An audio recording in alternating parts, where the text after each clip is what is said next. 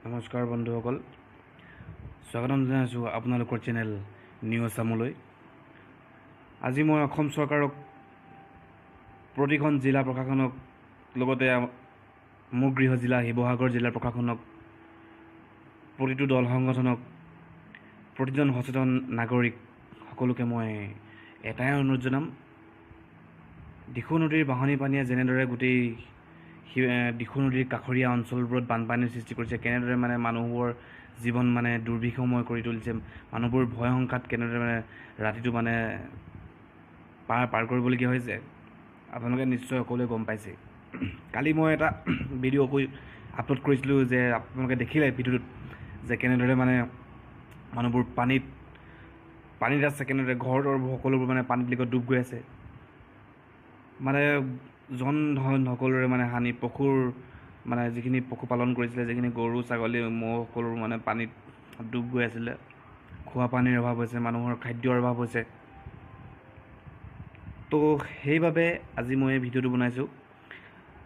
আপোনালোকে ভিডিঅ'টো শেষলৈকে চাব আৰু যিমান পাৰে আপোনালোকে শ্বেয়াৰ কৰিব, যাতে অসম চৰকাৰে, মাননীয় মুখ্যমন্ত্ৰী সৰ্বানন্দ সোণোৱাল ডাঙৰীয়াই এই ভিডিঅ'টো দেখে, যাতে তেওঁ এই লোকসকলৰ প্ৰতি সহমৰ্মিতা প্ৰকাশ কৰে, লগতে তেওঁলোকৰ উদ্ধাৰৰ বাবে আৰু লগতে তেওঁলোকক যি খাদ্য বৰ্তমান প্ৰয়োজন, যিখিনি সাহাৰ্য তেওঁলোকক প্ৰয়োজন, সেই পৰ্যাপ্ত তেওঁলোকক যাতে দিয়ে, এইখিনিয়ে মই অনুৰোধ জনাম। আপোনালোকে শ্বেয়াৰ কৰিব ভিডিঅ'টো। লগতে আজি মই এই ভিডিঅ'টোত মই এইটো কাৰণেই বনাইছোঁ, যাতে অসমৰ প্ৰতিটো দল সংগঠনে, অসমৰ প্ৰতিজন সচেতন নাগৰিকে বৰ্তমান বানাক্ৰান্ত লোকসকলৰ মাজত থিয় দিয়ক, তেওঁলোকক পাৰ্য সহায় কৰক। কেৱল শিৱসাগৰ জিলাতে নহয়, গোটেই অসমত প্ৰায় 900খনমান গাঁও সম্পূৰ্ণ জলমগ্ন হৈ আছে। বানপানীয়ে সকলোকে ধুই নিছে।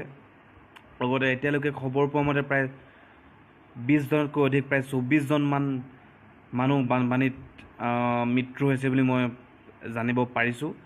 সেইকাৰণে সকলোকে অনুৰোধ জনাইছোঁ, অসম চৰকাৰকো অনুৰোধ জনাইছোঁ, জিলা প্ৰশাসনক সকলোকে অনুৰোধ জনাইছোঁ, যাতে আপোনালোকে বিষয়টো গম্ভীৰভাৱে লওক।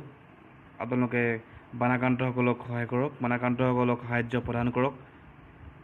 এয়াই আছিল আজি এই ভিডিঅ'টো। আপোনালোকৰ এইকণ সহায়, আপোনালোকৰ মাতেই বানাক্ৰান্তসকলক যথেষ্টখিনি সহায় কৰিব বুলি মই আশা ৰাখিছোঁ। আৰু শেষত মই কালিৰ অকণমান দৃশ্যাংশ আপোনালোকক দেখাম, আৰু বানপানীৰ অলপমান কেনেদৰে বানপানীয়ে বিভীষিকাময় পৰিস্থিতিৰ সৃষ্টি কৰিছে, তাৰ অলপ মই ফটো আৰু ভিজুৱেল আপোনালোকক দেখাই পিনে ভিডিঅ'টো মই সামৰণি মাৰিবলৈ বিচাৰিছোঁ। গেটখন ডুবি আছে, পানী ভিতৰে সোমাইছে, এইফালে পানী ডুবিলেই, স্কুলখনো ডুবি খতম। মানুহ কেইজন কেনেদৰে গৈ আছে চাওক, দিখৌই নে ৰাস্তা নে একোৱে ধৰিব পৰা নাই। অলপ পাছত ঘৰতে সোমাব এতিয়া। ৰাস্তাৰ ওপৰেৰে পানী গৈ আছে, গাড়ীখনেই ডুবিব।